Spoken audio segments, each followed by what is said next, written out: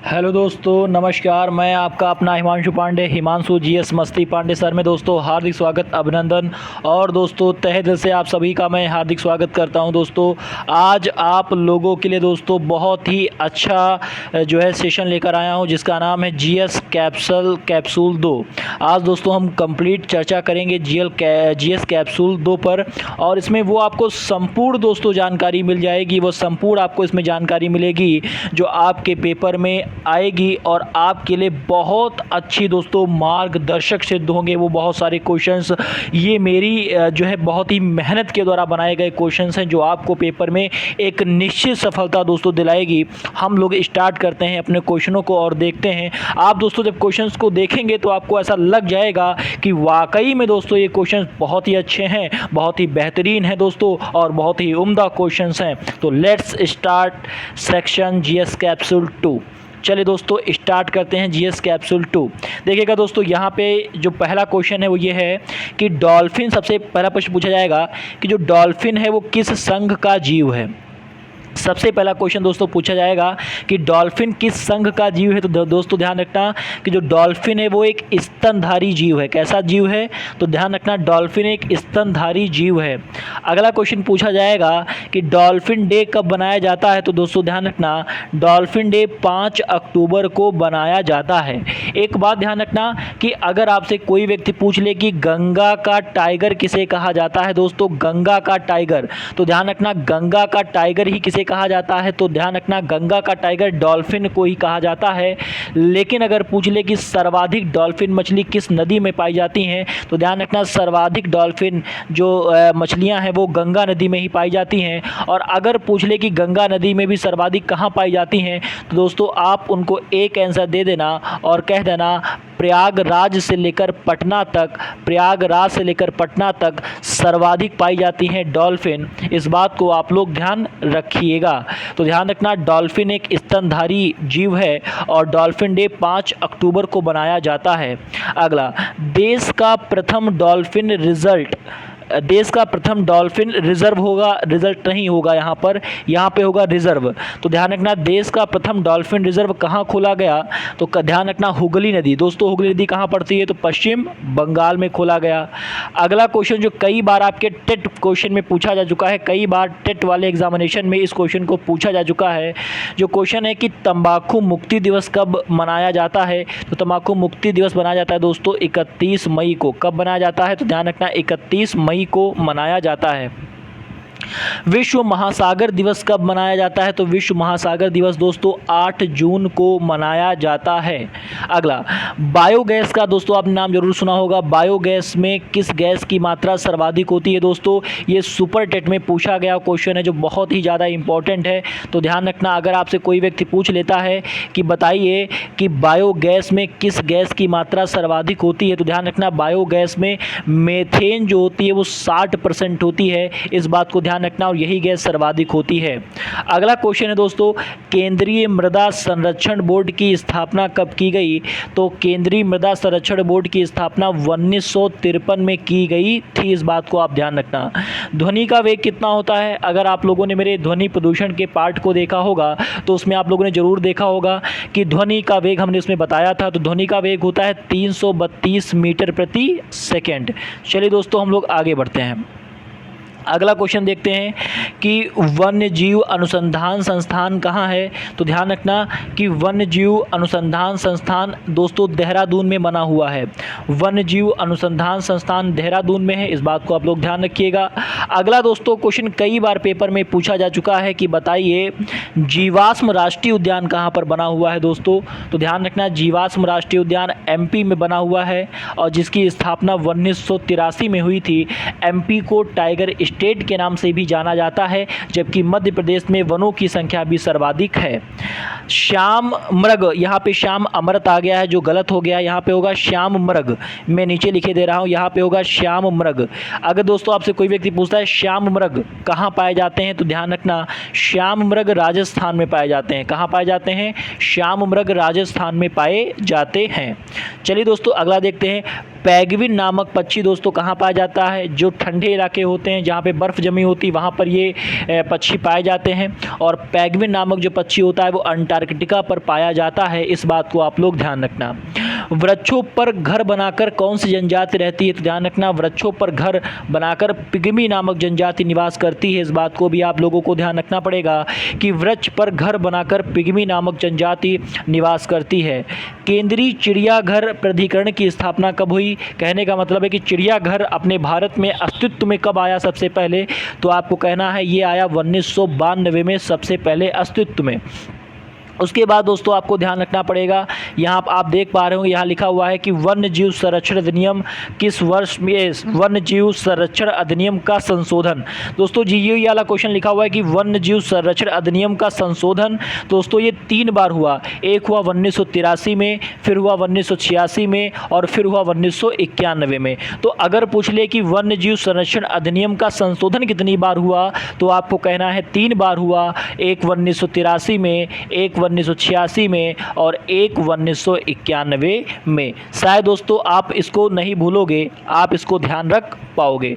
चलिए दोस्तों हम लोग आगे बढ़ते हैं। आशा और उम्मीद इसको आप लोगों ने अच्छी तरीके से याद किया होगा, नोट्स बनाते रहिएगा और अच्छी तरीके से दोस्तों पढ़ते रहिएगा। चलिए अब हम लोग अगली बात देखते हैं। दोस्तों सबसे पहले लिखा हुआ है कि भारत का प्रथम हॉट स्पॉट, भारत का प्रथम हॉट स्पॉट जो भारत में कितने हॉट स्पॉट हैं दोस्तों? एक आपने वर्ड सुना होगा हॉट स्पॉट, एक आपने वर्ड सुना होगा दोस्तों हॉट स्पॉट और एक आप लोगों ने वर्ड सुना होगा दोस्तों, एक आप लोगों ने वर्ड दोस्तों सुना होगा हॉप स्पॉट। कौन सा सुना होगा दोस्तों? Hop spot. दोस्तों इसमें अंतर क्या है दोनों में? दोनों में सबसे अजीब अंतर क्या है? तो दोनों में जो सबसे अजीब अंतर है दोस्तों वो मैं आपको बताना चाह रहा हूं कि दोनों में अंतर ये है कि अगर हॉट स्पॉट की बात करें, ध्यान रखना, हॉट स्पॉट का मतलब होता है स्थल से। किससे होता है? हॉट स्पॉट का मतलब होता है स्थल से। लेकिन दोस्तों अगर बात कर दे हॉप स्पॉट की तो हॉप स्पॉट का मतलब होता है दोस्तों जल से। किससे होता है दोस्तों? तो ध्यान रखना, हॉप स्पॉट का मतलब होता है जल से, यानी स्थल पर रहने वाले जितने जीव हैं उनके संरक्षण के लिए चलाया गया क्या? Hot spot. लेकिन अगर कहे कि जल में रहने वाले जलीय जीव जंतुओं के लिए कौन सा जो है संरक्षण के लिए कार्यक्रम चलाया गया, तो आप कहना हॉप स्पॉट। यानी हमें समझ में आ गया कि स्थल होगा तो हॉट स्पॉट और जल होगा तो हॉप स्पॉट। चलिए तो ध्यान रखना कि भारत का प्रथम हॉप स्पॉट कहाँ है? तो भारत में 2 ही हॉप स्पॉट हैं, एक अंडमान निकोबार द्वीप का जलीय क्षेत्र पूरा का पूरा और एक लक्षद्वीप क्षेत्र का पूरा जलीय क्षेत्र हॉप स्पॉट में आते हैं। हॉप स्पॉट का मतलब ये है कि जल के अंदर रहने वाले जितने भी जलीय जीव जंतु हैं उनको हमें संरक्षण देना है। और अपने भारत में केवल 2 ही हॉप स्पॉट हैं, एक अंडमान निकोबार द्वीप समूह और एक लक्षद्वीप समूह। आगे दोस्तों एक क्वेश्चन कई बार पेपर में पूछा गया है कि कल्प वृक्ष क्या है? तो ध्यान रखना, कल्प वृक्ष नारियल का ही दूसरा नाम है। ध्यान रखना कल्प वृक्ष क्या है? तो आप ध्यान रखना ये नारियल है। अगला पूछेगा बांस क्या है? तो ध्यान रखना बांस एक प्रकार का क्या है? घास है। दोस्तों ध्यान रखना बांस को वृक्ष की श्रेणी में नहीं रखा गया है। जी हाँ दोस्तों, बांस को वृक्ष की श्रेणी में नहीं रखा गया है। बांस क्या है? तो ध्यान रखना बांस एक प्रकार का घास है। अगर दोस्तों आपसे क्वेश्चन पूछता है, अगर आपसे दोस्तों क्वेश्चन पूछता है कि बताइए सबसे पुराना अनाज कौन सा है? तो ध्यान रखना मेरे मित्र, सबसे पुराना अनाज दोस्तों जौ है। सबसे पुराना अनाज कौन सा है? तो सबसे पुराना अनाज आपका कौन सा है? जौ है। अगला, चंदन वृक्ष कहाँ पर पाए जाते हैं? तो ध्यान रखना चंदन वृक्ष कर्नाटक में पाए जाते हैं। अगर कभी कभी कर्नाटक ऑप्शन में नहीं देता है तो ध्यान रखना उसका सही आंसर हो जाता है नीलगिरी। उसका सही आंसर क्या हो जाता है? नीलगिरी। उसका सही आंसर क्या हो जाता है? नीलगिरी हो जाता है। तो ध्यान रखना कि चंदन वृक्ष सर्वाधिक कर्नाटक में पाए जाते हैं। अगर कर्नाटक ना हो तो ध्यान रखना नीलगिरी की पहाड़ियों पर पाए जाते हैं। चलिए आगे, एक आपने शायद छिपकली का नाम सुना होगा, उड़ने वाली छिपकली जिसका नाम है दोस्तों ड्रैको। ये कहाँ पाई जाती है? ध्यान रखना ये पश्चिमी घाट के जंगलों में पाई जाती है। और ध्यान रखना पश्चिमी घाट में सर्वाधिक पाई जाती है बीडी। आप कहोगे बीडी क्या है? बीडी जहरीले जो है जिगर से पिया, तो ये जिगर से पिया वाला नहीं है। पश्चिमी घाट में सर्वाधिक पाई जाती है बायोडाइवर्सिटी यानी जैव विविधता। चलिए आगे, अगला देखो लिखा हुआ है कि इलायची अधिनियम कब आया? तो इलायची अधिनियम आया था 1965 में। दोस्तों कब आया इलायची अधिनियम? तो इलायची अधिनियम आया था 1965 में। कई बार पेपर में पूछा जा चुका है ये वाला क्वेश्चन वेरी मोस्ट इंपॉर्टेंट है। चलिए आगे हम लोग पढ़ते हैं और आगे देखते हैं अगला। अगला है, कई बार पेपर में पूछा गया कि ग्रेट हिमालयन राष्ट्रीय उद्यान कहाँ पर बना हुआ है। तो ध्यान रखना, ग्रेट हिमालयन राष्ट्रीय उद्यान कुल्लू घाटी हिमाचल प्रदेश में बना हुआ है। दोस्तों हिमाचल प्रदेश बहुत ही सुंदर, बहुत ही अच्छा राज्य है। हिमालय वहाँ पर बहुत सारे पहाड़ हैं और उन वादियों में जाने का एक अपना अलग ही मज़ा है। तो ग्रेट हिमालयन राष्ट्रीय उद्यान कहाँ है? तो कुल्लू घाटी हिमाचल प्रदेश। आशा और उम्मीद है आप सभी लोग कुल्लू घाटी गए होंगे। अगर आप लोग मेरा वीडियो देख रहे हैं और आप कुल्लू घाटी गए हुए हैं तो ज़रूर कमेंट करके बताइएगा कि आपने कुल्लू घाटी और हिमाचल प्रदेश में क्या जाकर नया देखा। चलिए आगे, पक्षियों के लिए स्वर्ग के नाम से कौन सा राष्ट्रीय उद्यान जाना जाता है? तो ध्यान रखना, एक शायद आपने नाम सुना होगा, केवलादेव घाना राष्ट्रीय उद्यान। तो ध्यान रखना, केवलादेव घाना राष्ट्रीय उद्यान पक्षियों के लिए स्वर्ग के नाम से जाना जाता है। अगला, ब्लू माउंटेन राष्ट्रीय उद्यान कहाँ पर बना हुआ है? तो ध्यान रखना, ब्लू माउंटेन राष्ट्रीय उद्यान मिजोरम में बना हुआ है। इस बात को आप लोग ध्यान रखना। अगला दोस्तों वेरी मोस्ट इम्पॉर्टेंट क्वेश्चन है, ये पेपर में आने के इसके बहुत सारे चांस हैं। अपना वन और अपना धन योजना किसने स्टार्ट की? तो अपना धन अपना वन योजना किसने स्टार्ट की? तो हिमाचल प्रदेश। बोले तो कह सकते हो एचपी, बोले तो क्या कह सकते हो? एचपी। एचपी का मतलब S for Himanshu, P for Pandey. मजाक कर रहे हैं, हिमाचल प्रदेश। ठीक है, आगे अगला, संसार का सबसे छोटा और सबसे बड़ा पक्षी कौन है? तो ध्यान रखना, संसार का सबसे जो है छोटा पक्षी उसका नाम है हमिंग बर्ड, जबकि संसार का सबसे बड़ा पक्षी है दोस्तों वो कौन है? शुतुरमुर्ग। इसका अंडा भी बहुत बड़ा होता है। उसके बाद में केवलादेव घाना राष्ट्रीय उद्यान में जो नदियां बहती हैं उनके नाम क्या हैं? तो ध्यान रखना, केवलादेव राष्ट्रीय उद्यान अभी मैंने बताया कहाँ पड़ता है आपका। केवलादेव तो राजस्थान में पड़ता है। केवलादेव राष्ट्रीय उद्यान पक्षियों के लिए स्वर्ग माना जाता है।